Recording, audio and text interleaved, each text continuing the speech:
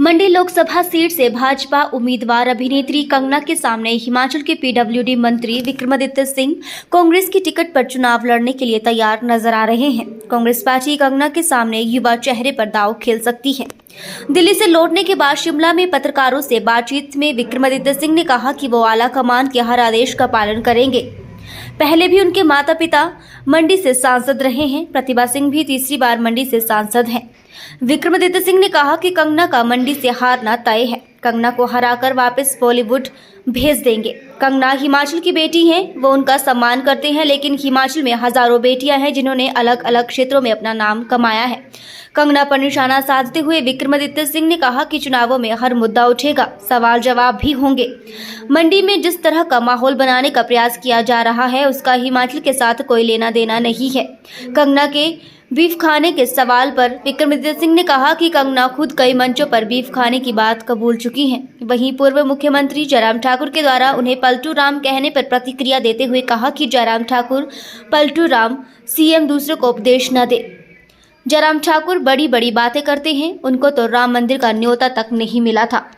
और उन्होंने भी अपने बहुमूल्य विचार दिए कि किस तरीके से हमें संगठन को मजबूत भी करना है और आगामी जो चुनाव प्रदेश के अंदर होने हैं, 4 हमारे लोकसभा के चुनाव हैं और 6 हमारे उपचुनाव सरकार के लिए है, विधानसभा के चुनाव है। तो उन सब पे बहुत गहन किया गया, चिंतन किया गया और ये इस बात पे सहमति जताई गई है कि मजबूत प्रत्याशी हर विधानसभा हलके में भी और उसके साथ साथ आपके लोकसभा सीटों पर भी मजबूत प्रत्याशियों को उतारा जाएगा। और मुझे लगता है कि उस पर जितने भी नाम हर इलाके से जो प्रोबेबल कैंडिडेट्स हैं उनका डिस्कशन भी हुआ है, सबके प्रोज को, सबके कॉन्स को, क्या वो उनके स्ट्रेंथ्स है, क्या उनकी वीकनेसेस है, उस चीज़ पर चर्चा हुई है।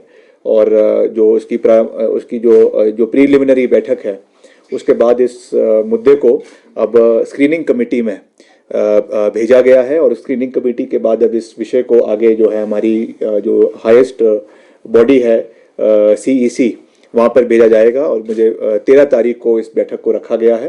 तो इसमें बिल्कुल मुझे लगता है कि क्लियर है कि 13 तारीख को सारी सीटों का परिणाम जो है वो आपके जो कैंडिडेट्स का परिणाम है वो उसकी घोषणा कांग्रेस पार्टी द्वारा कर दी जाएगी। आपके नाम की भी चर्चा है कि आप भी मंडी से चुनाव लड़ सकते हैं, किस तरह की चर्चा हुई है?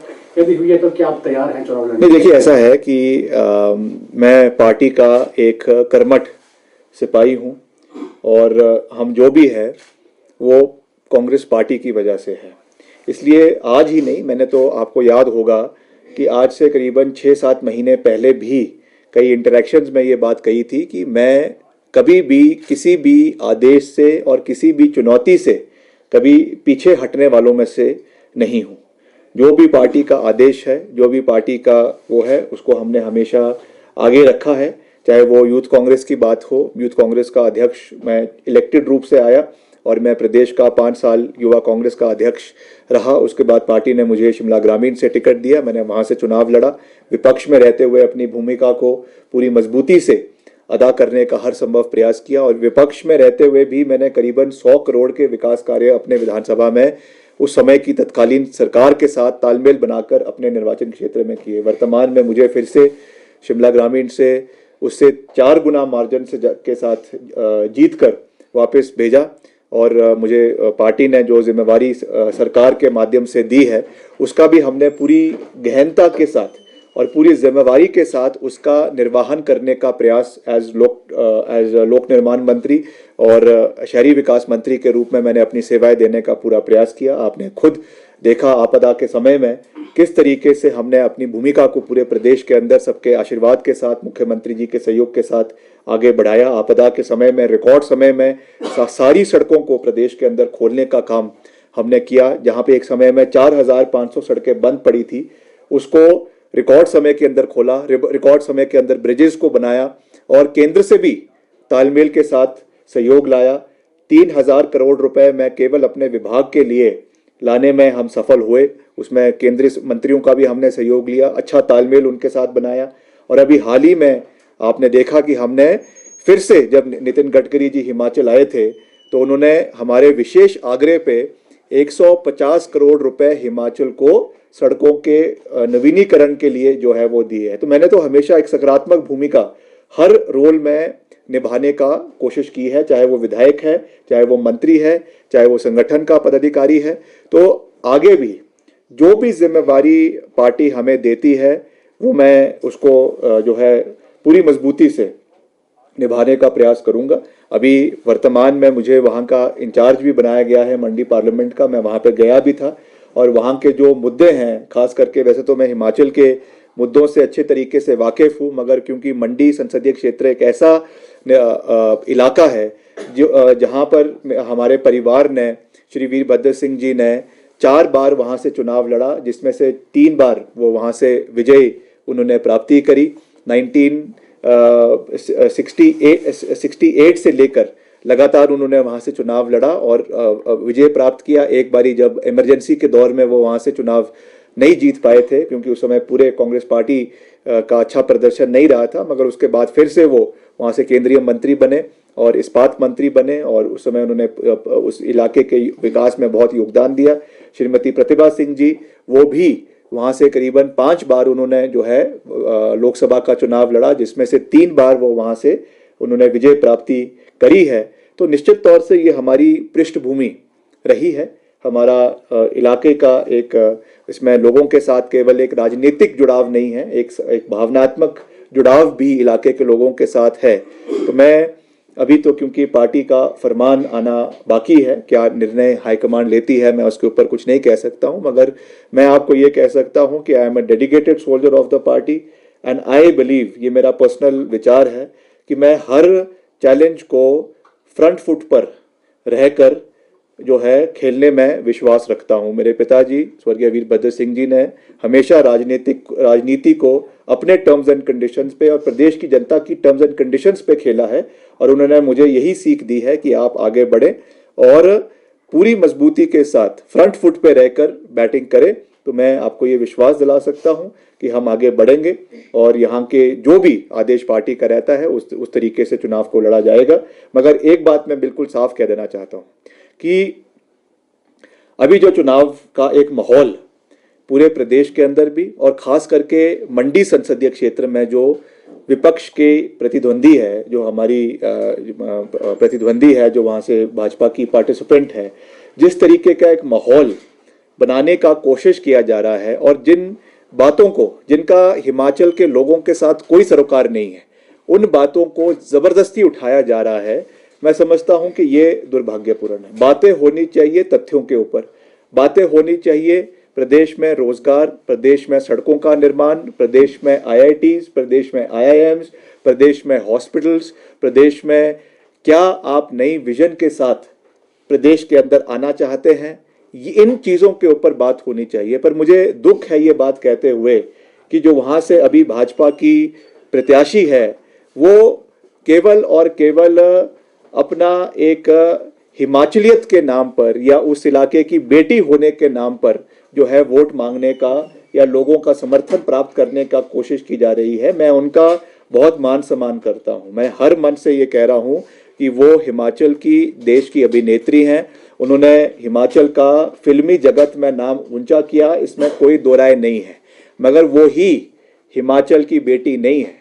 हिमाचल के 70 लाख आवाम में करीबन 15 से 20 लाख बेटियां और भी हिमाचल प्रदेश के अंदर हैं, जिन्होंने हिमाचल का नाम, चाहे वो फिल्मी जगत में है, चाहे वो माउंटेनियर्स है, चाहे वो एडवोकेट्स है, चाहे वो क्रिकेटर्स है, चाहे वो और किसी जगत में है, बहुत सी बेटियों ने हिमाचल का नाम जो है वो राष्ट्रीय स्तर पे रोशन किया है। मेरी बड़ी बहन खुद जो एक हिमाचल से निकलकर जो है chief justice of Manipur high court बनी और उसके बाद जो है वो लोकपाल में सदस्य के रूप से वहां से रिटायर हुई है। ऐसे अनेकों एग्जाम्पल्स प्रदेश के अंदर है। तो केवल उसको एक ही व्यक्ति तक कॉन्सेंट्रेट करना, मैं समझता हूं कि वो हिमाचल की बेटियों का अनदेखी है।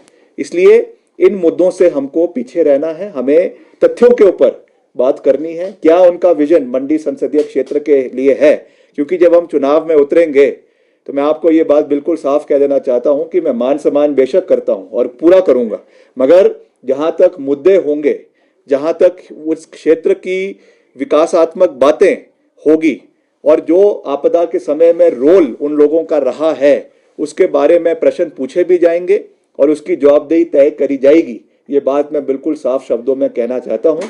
इसलिए मैं यही निवेदन उनसे ये करूंगा कि व्यक्तिगत इश्यूज को छोड़कर जो लोगों के मुद्दे हैं, जो प्रदेश हित के मुद्दे हैं, मंडी संसदीय क्षेत्र के लोगों के मुद्दे हैं, उनको आप प्राथमिकता दें और हम भी देंगे। ये हिमाचल प्रदेश के लिए भी और उस संसदीय क्षेत्र के लोगों के लिए भी मैं समझता हूं कि एक अच्छी बात रहेगी।